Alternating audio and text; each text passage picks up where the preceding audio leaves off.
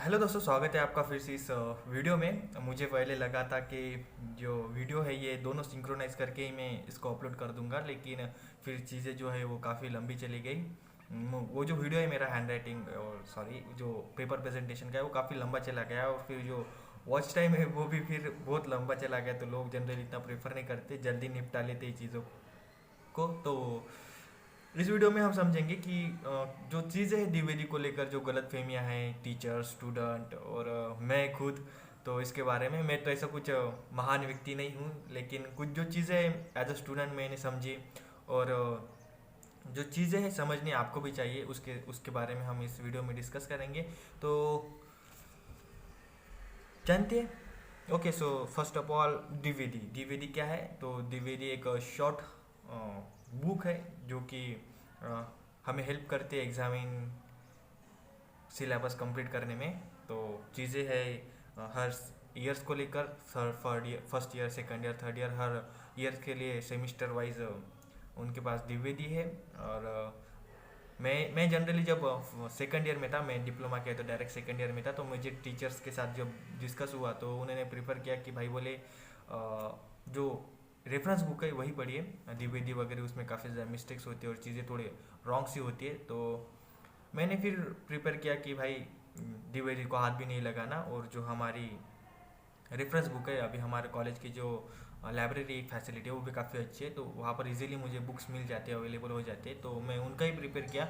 तो ये बात है, हाइड्रोलिक सब्जेक्ट था हमारे हमारे एक थर्ड ईयर सेमिस्टर में। तो मैंने उसको जम के पढ़ाई की, चीज़ों को लेकर समझा, कॉन्सेप्ट समझा जो भी उसमें थी, फिर यूट्यूब पे वीडियो समझे। तो इससे क्या हुआ कि मेरा जो कॉन्सेप्ट है थोड़ा तो अच्छा बिल्ड हो गया। और फिर मैं जब एग्ज़ाम दिया तो फिर मेरे कुछ अराउंड 45 समथिंग मार्क्स थे। और फिर मेरा एक जो दोस्त था उसने भी सेम किया, लेकिन उसका जो इनपुट था, जो ज़्यादातर पढ़ाई थी वो ज़्यादातर नहीं थी। मुझसे ऐसा कंपैरिजन नहीं कर सकते, ताकि जो माइंड सेट है वो भी अलग अलग होता है। लेकिन हाँ, जो उसका इनपुट था वो कहीं कहीं मुझे कम लग रहा था, लेकिन फिर भी उसको मुझसे अच्छे मार्क्स मिले। और इसको मैं सबसे मतलब इसको मैं ऐसे नहीं कहना चाहूँगा कि डीवीडी की है, लेकिन जब मैंने उसके साथ बात की तो उसने मुझे यही कहा कि मैंने डीवीडी प्रेफर की थी पढ़ाई करने के लिए। तो जानते हैं कि कैसे हुआ ये चीज़ें। तो सबसे पहले देखिए, मैं समझता हूँ कि जो डीवीडी है उसमें चीज़ें है गलत है थोड़ी लेकिन जो मिस्टेक्स है वो कम कम कर रहे हैं, जो स्टेप वाइज है होती है गलतियाँ। आप अगर रेफरेंस भी यूज़ कर रहे हैं तो रेफरेंस में भी चीज़ें होती है गलत, लेकिन ऐसे नहीं कि बहुत ज़्यादा होती है, क्योंकि उनको टाइम भी काफ़ी ज़्यादा लगता है। अगर कोई रेफरेंस बन रहा है तो काफ़ी ज़्यादा उसमें ऑथर्स इन्वॉल्व होते हैं, जो चीज़ें होती है एक्सपर्ट बुक्स को समझने वाले वो ज़्यादा होती है। लेकिन जो डीवीडी है उसमें कैसा चीज़ें जल्दी जल्दी कंप्लीट करनी पड़ती है। आप देख सकते हैं कि अगर कोई सिलेबस चेंज हो रहा है, सब्जेक्ट नहीं है, तो उसको ज़्यादा जितना ज़्यादा जल्दी हो सके उतना ज़्यादा उसको कंप्लीट करना पड़ता है, और फिर जो बुक है वो लॉन्च करनी पड़ती है ताकि स्टूडेंट भी पढ़ सके।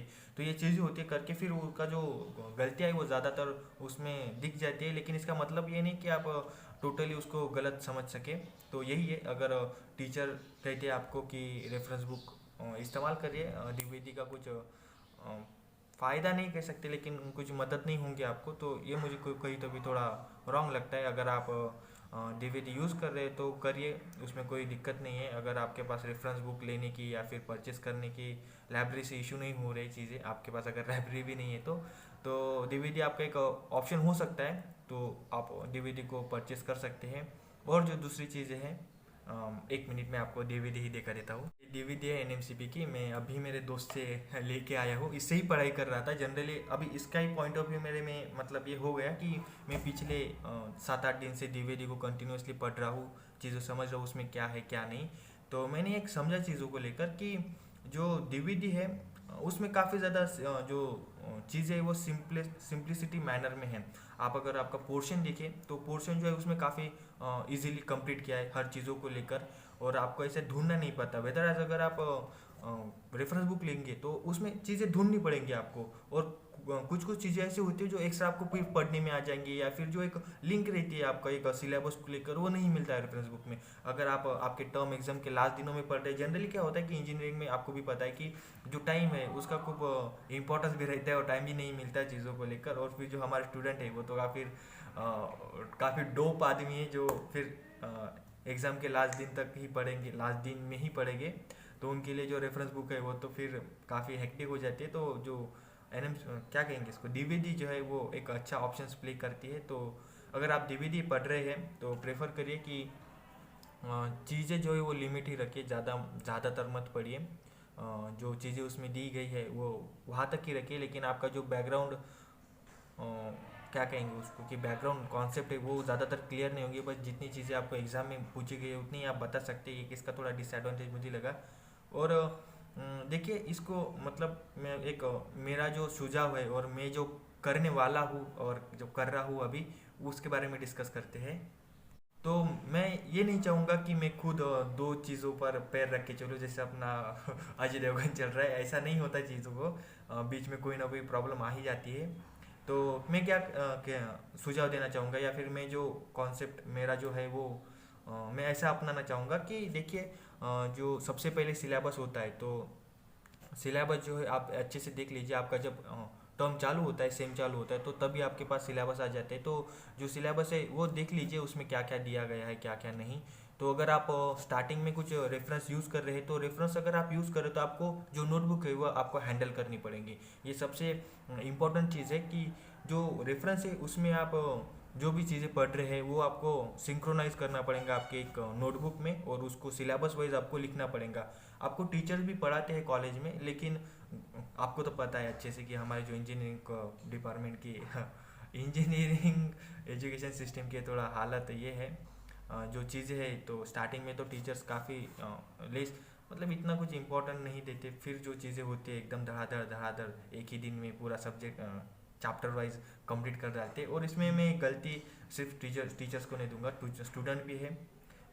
जो कॉमन ऑप्स होते हैं वो काफ़ी ज़्यादा हो जाते हैं। फिर जो संडे सैटरडे ये चीज़ें, तो ये तो कुछ अलग ही टॉपिक है। लेकिन जो सिलेबस है उसको आप अच्छे से लिख लीजिए आपके बुक्स के अंदर, ताकि फिर जब आप रेफरेंस उसको पढ़े तो आपके पास एक चीज़ हो, आपके पास जो सिलेबस वाइज आपके पास कंटेंट हो वो पढ़ने में फिर इजी हो, और जो लास्ट दिनों तक वो आपको मदद करेंगी।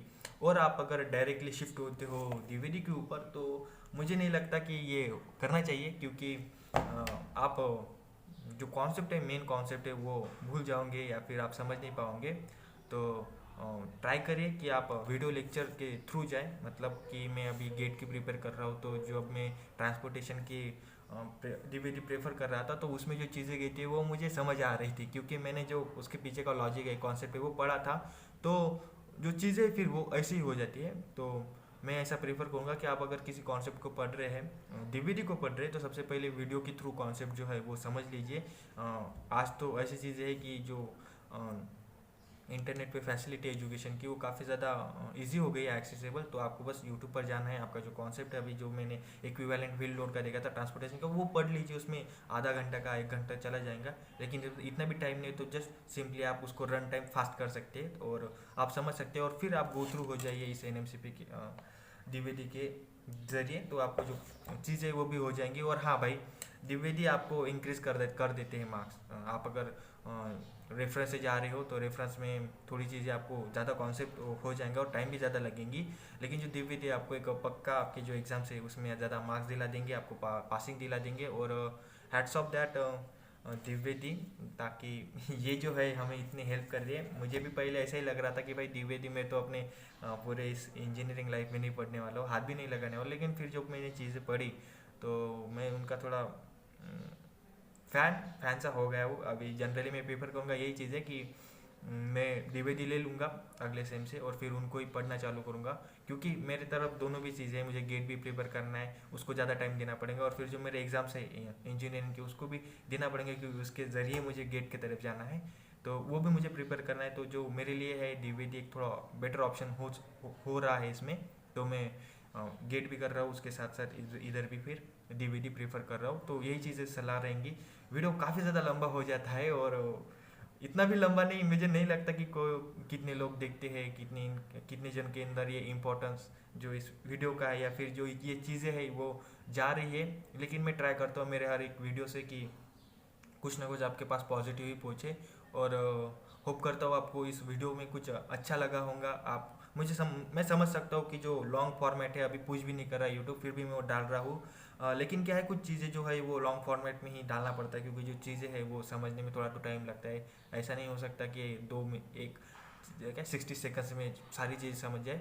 तो अगर आप यहाँ तक आए हैं और इस वीडियो को ऐसे सपोर्ट कर रहे हैं तो मुझे काफ़ी अच्छा लगता है। आप नीचे कमेंट डाल सकते हैं कि थैंक्स, नहीं थैंक्स वगैरह कुछ नहीं है, बस ये मेरी हॉबी है कि आपके पास कुछ इंफॉर्मेटिव और कुछ अच्छी नॉलेज पहुंचा सकूं, और आपको अच्छा लगा है तो फिर लाइक सब्सक्राइब तो मैं ऐसे जनरली कहता नहीं, लेकिन जो भी है आप आपके दिल से जो भी करना है आपको। मिलते हैं अगले वीडियो में जिसमें कुछ जो चीज़ें हैं जो इंपॉर्टेंट है वही डिस्कस करेंगे।